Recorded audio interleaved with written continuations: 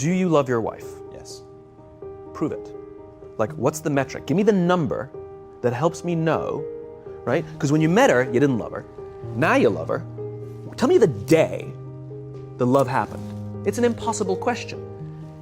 But it's not that it doesn't exist, it's that it's much easier to prove over time, right? If you were to go to the gym, you work out and you come back and you look in the mirror, you will see nothing. And if you go to the gym the next day and you come back and you look in the mirror, you will see nothing, right? So clearly there's no results, can't be measured, it must not be effective. So we quit, right? Or if you fundamentally believe that this is the right course of action and you stick with it, you commit yourself to the regime, the exercise. You can screw it up. You can eat chocolate cake one day, you can skip a day or two. You know, it allows for that. But if you stick with it consistently, I'm not exactly sure what day, but I know you'll start getting into shape.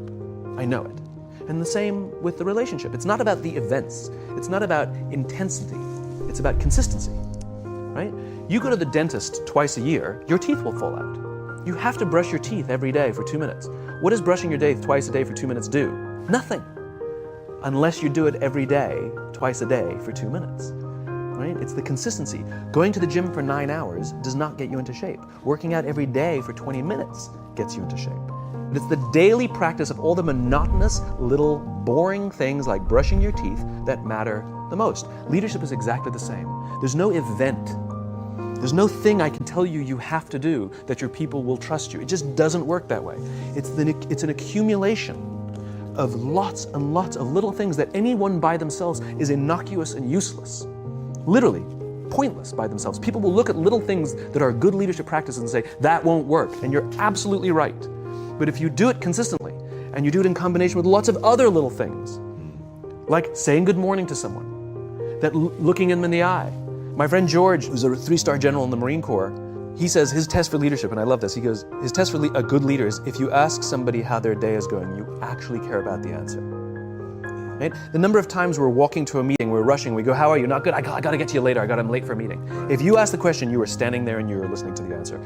It's those little innocuous things that you do over and over and over and over that people will say, I love my job. And the same with the relationship. She didn't fall in love with you because you remembered her birthday and bought her flowers on Valentine's Day. She fell in love with you because when you woke up in the morning, you said good morning to her before you checked your phone. She fell in love with you because when you went to the fridge to get yourself a drink, you got her one without even asking. She fell in love with you because when you had an amazing day at work and she came home and she had a terrible day at work, you didn't say, yeah, but let me tell you about my day. You sat and listened to her awful day and you didn't say a thing about your amazing day. This is why she fell in love with you. I can't tell you exactly what day, and it was no particular thing you did. It was the accumulation of